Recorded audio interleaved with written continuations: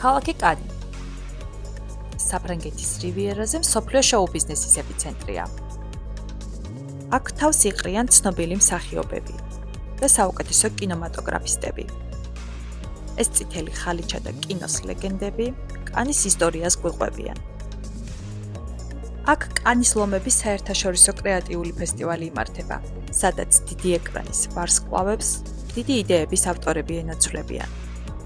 ეს არის ადგილი, სადაც ოქროს ლომებს გადასცემენ არა კინოხელოვნებაში მიღწეული წარმატებისთვის, არამედ რეკლამაში, მარკეტინგსა და დიზაინში განხორციელებული ინოვაციებისთვის.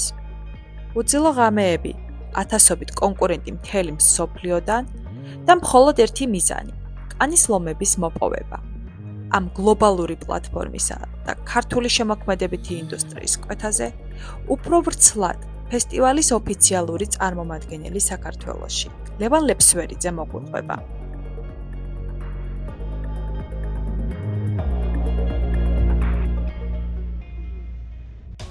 კანის ლომების ფესტივალი არის დიდი საერთაშორისო ფესტივალი, სადაც მონაწილეობას იღებენ სააგენტოები მთელი მსოფლიოდან და აქ ხდება შეჯიბრი ვინ რომელი კამპანიით, აი ბრენდს რო გაუკეთა, ვიღაცამ კოკა-კოლას გაუკეთა, ვიღაცამ რაღაც თონის პურს გაუკეთა საქართველოში, ეს ამათი კამპანიების შეჯიბრი. ამ ფესტივალის პარალელურად ტარდება Young Lions ფესტივალი, რომელიც არის ოლიმპიური პრინციპით. აქ არის ახალგაზრდა კრეატიული ადამიანების ფესტივალი, აქ მოდის დავალებები, ფიქციური, თუმცა შეიძლება რაღაც რეალურ ბრენდზე მოვიდეს, მაგრამ აქ მოდის დავალებები, რომელიც შეზღუდულ გუნდში ახალგაზრდებმა უნდა გააკეთონ. ოლიმპიური პრინციპის გულისხმობს იმას, რომ ჯერ საქართველოში ტარდება შესარჩევი კონკურსი და საქართველოში გამარჯვებულები მერე მიდიან უკვე დიდ ფესტივალზე კონკურსში მონაწილეობისთვის და იქ ეჯიბრებიან სხვადასხვა ქვეყნებს. ესე იგი ორი რაღაცა არის რა.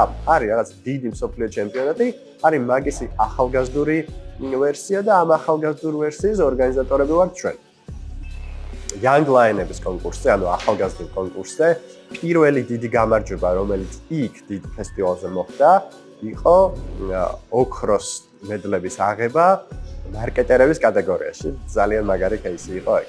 შემდეგ იყო ბრინჯაოს აღება უკვე შარშან ფილმ კატეგორიაში და PR კატეგორიაში და წელს, ანუ 2025-ში იყო ვერცხლის აღება დიზაინ კატეგორიაში. ძალიან მაგარი ამბავი მოხდა ნინომ და დანიელმა კანის ლომებზე დიზაინის კატეგორიაში მოიგეს ვერცხლის მედლები და ეხა გავიგოთ მათგან პირველი კომენტარი როგორ იგრძნობა, როგორ მიდიოდა მუშაობა. ნინო. დანიელ. მადლობა ყველას მხარდაჭერისთვის პირველ რიგში და საუკეთესო დღეები იყო ჩემ ცხოვრებაში, მე მგონი ესეთი სტრესიც მე მგონი არ გადამიტანია არასდროს 24 საათიანი. არა ესეთი სიამოვნება ცხოვრებაში მე მგონი არასდროს არ მიმიღია, რაც ამ სცენაზე ამოსulis დროს მივიღე. საუკეთესო შეგრძნება, ჟიურიც ყვაყოფილი იყო, ეგ იყო ყველაზე მნიშვნელოვანი და რა ვიცი, გისურვებთ ყველას, რომ იგივე თუ არა უკეთესი გაიმეორო ცხოვრებაში, რაც ჩვენ მოვახერხეთ რა. დანიელ, რას გამოყოფდი?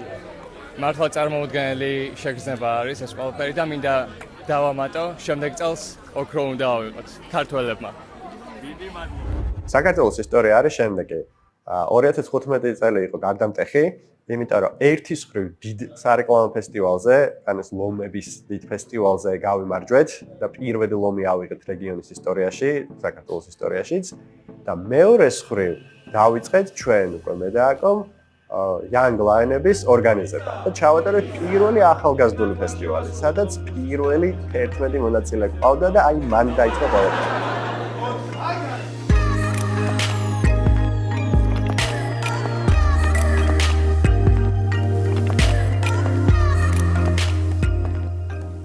Oriates 2014 წელს წავედი მარტო 1 რუგზაკით და 50 ევროთი და მხოლოდ იმ ოცნებით რომ კანის ფესტივალზე მივდიოდი, რომ მენახა რა ხდება იქ და რა თქმა უნდა ძალიან მინდა და ამ დიდი ამბის თანამონაწილე ყოფილიყავ.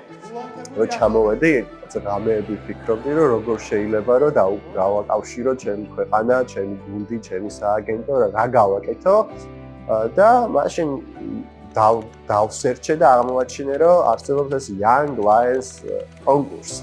და აქ არის შანსი, რომ რაღაცნაირად გავიბწყინო, იმიტომ რომ მაშინ ახალგაზრდა ვიყავი 24 წლის თუ რაღაცა და უფრო რეალურად ჩანდა, რომ ეს მივწერე, რომ მინდა მივიღო მონაწილეობა Young Lions-ში. მიპასუხეს, რომ ბოდიში ვერ მიიღებ მონაწილეობას Young Lions-ში, იმიტომ რომ საქართველოში არ არის ორგანიზაცია, რომელიც ამას აორგანიზებს და ატარებს.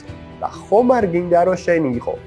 და ამასობაში ჩემ Facebook-ს რო სკროლავდი, დავინახე ჩემ მეგობარი აკო ახალაიოს მარკეტინგზე რაღაცა პოსტი, რომ ანის ლომები წინ რაღაცა გველოდება. მივწერებით, აკო რა ხდება? მე ვიფიქრეო, რომ ეს ხო არ გაგვეკეთებინაო. მეთქი ნახე, მეც ეს მივწერე და ასე დავმეგობრდით და თქვით, რომ მოდი ერთად გავაკეთოთ. მოგცეს უფლება, რომ მოდი გაგტესტავთ ბავშვებო. ერთ კატეგორიაში ჩაატარეთ და ჩაატარეთ პირველად ეს Young Lions კონკურსი ერთ კატეგორიაში. სამწუხაროდ მე რახან გავხდი ორგანიზატორი, მე თვითონ ვეღარ მივიღე მონაწილეობა ამ Young კონკურსებში, ამიტომ არასდროს არ მაქვს მონაწილეობა მიღებული როგორც მონაწილე. მაგრამ იმ წელს დიდი კონკურსი, დიდი ლომი მოვიგეთ და შესაბამისად ეგოცნებაც რაღაცა მოინიშნა.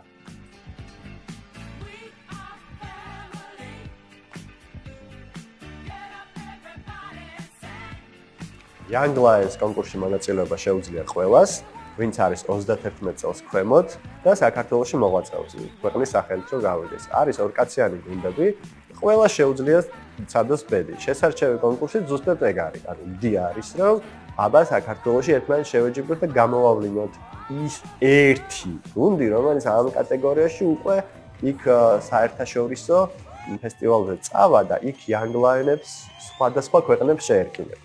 Young Lions კონკურსი ტარდება წელიწადში ერთხელ დაახლოებით მარტი-აპრილის პერიოდში და დაინტერესებულ მონაწილეებს ურჩევდი, რომ ყურადღებით იყვნენ ჩვენს Facebook გვერდზე Young Lions Georgia, ასევე მარკეტინგზე ყოველთვის იდება ხოლმე ამისი ანონსი და ცხადდება უბრალოდ რეგისტრაციის ღია რეგისტრაცია.